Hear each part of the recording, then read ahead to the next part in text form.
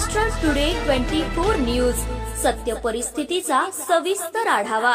जालन्यात मातंग समाजाचा आक्रोश मोर्चा काढण्यात आला।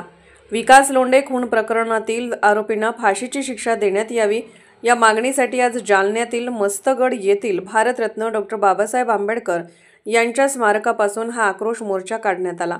जालन्यातील नूतन वसाहत येथील विकास लोंढे या युवकाचा निर्घृणपणे खून करण्यात आला होता। या घटनेच्या निषेधार्थ जालन्यात मातंग समाजाचा आक्रोश मोर्चा काढण्यात आला। यावेळी या मोर्चामध्ये नेताजी सुभाषचंद्र बोस सेनेचे संस्थापक अध्यक्ष रतन आसाराम लांडगे हे देखील सहभागी झाले होते।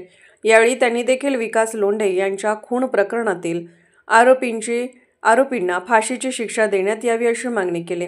राज्यभर मातंग समाजावर अन्याय अत्याचार वाढला असून शासनाने तात्काळ अन्याय अत्याचार करणाऱ्या विरोधात कारवाई करावी, नसता मातंग समाजाला देखील आता हातात काठी घ्यावी लागेल असे देखील रतन लांडगे यांनी सांगितले। विकास लोंढे यांच्या खुनातील आरोपींना फाशीची शिक्षा देण्यात यावी व मयत विकास लोंढे यांच्या परिवाराला आर्थिक मदत देण्यात यावी अशी मागणी देखील नेताजी सुभाषचंद्र बोस सेनेचे संस्थापक अध्यक्ष रतन आसाराम लांडगे यांनी मीडियाशी बोलताना सांगितले आहे। सर, मी नेताजी सुभाषचंद्र बोस संघटनेचा संस्थापक अध्यक्ष रतन आसाराम लांडगे। आज आक्रोश मोर्चा आहे। नूतन वसाहतमध्ये विकास लोंढे याला बेरहिमीने 4-5 गुंड्यांनी बेरहिमीने 120 वार माणूसांनी मारलेले आहे आणि बेदम मारून त्याचा खून केला आहे। आता प्रत्येक मातंग समाजाला वेगवेगळ्या जातीचे कोणते बी लोक फक्त मातंग समाजालाच बेरहिमीने मारून त्याच्यावर अन्याय अत्याचार करते। यासाठी आज सगळ्या मातंग समाजाने आम्ही आज मोर्चाचं नियोजन ठेवलं आहे आणि आज हा मोर्चा डॉ. बाबासाहेब आंबेडकर पासून तर कलेक्टर ऑफिस लोक आमचा मोर्चा आहे। आणि या मोर्चामध्ये आमची मागणी अशी आहे की आज ही प्रशासन, पोलीस, आज ही शासन आज हातावर हात धरून बसलेली आहे आणि जे लोक गोरगरिबावर अन्याय करते त्या लोकांना ती सपोर्ट करते, त्यांना फक्त काही दिवसाची शिक्षा करतील, त्यांना ताबडतोब जेलमधून रिहा करते। की असं जर प्रकार घडलं तर आज मातंग समाज आमचा वंचित झालेला आहे।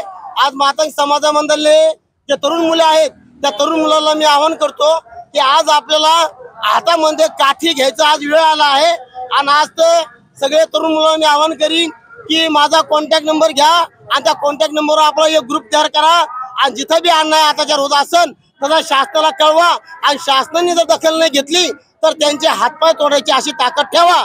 असे मातंग समाजाने बांगड्या भरून बसून ठेवू नका आणि लाखोच्या संख्येने असा मोर्चा काढा। आज तुम्हाला लोकांना मारा लागले तर आज तुम्हाला काही काळजी नाही, आज तुम्ही मुठ्ठीभर लोक जमा व्हायला लागले। माझी इच्छा आहे की पुरे महाराष्ट्रभर लोकांनी भरपूर समर्थन द्यावा आणि हे विकास लोंढेला मारेकऱ्यांना फाशीची शिक्षा व्हावा आणि प्रत्येक जिल्ह्यामध्ये महाराष्ट्रामध्ये मातंग समाजाला अन्याय अत्याचार करते त्यांना रस्त्यावर भोंगळं नांगळं करून त्यांची दिंड काढावा, त्यांच्या तोंडाला काळा लावा। जसं नाशिक मध्ये कायद्याचा किल्ला असा नाशिक जिल्हा आहे, तसंच जालन्यामध्ये जालना जिल्हा कायद्याचा किल्ला करण्यामध्ये यावा।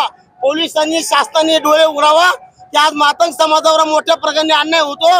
आज आम्ही वैतागून आज आमच्या हातामध्ये आम्ही काठी घेऊन आज आमच्या तरुण मुलं जमा करून आमच्या मातंगाचे, आमच्या आई बहिणीचं, आमच्या मुलाचं आमचं संरक्षण करण्यासाठी आम्हाला वैतागून हातामध्ये काठी घेणं आम्हाला मजबुरीने येऊन लागेल। म्हणून शासनाला विनंती करतो की तात्काळ ह्या गुंडागर्द्याला, ह्या लोकांना असं नंगा करून भोंगळ करून गाडवा बसून त्यांची वरात काढा आणि त्यांना मारेकऱ्यांना फाशीची शिक्षा द्यावा आणि फाशी शिक्षा त्या लोकांना कमीच आहे, त्यांना तडपू मारावा। कारण की एक गरीबाच्या व्यक्तीला ते जीव मारते।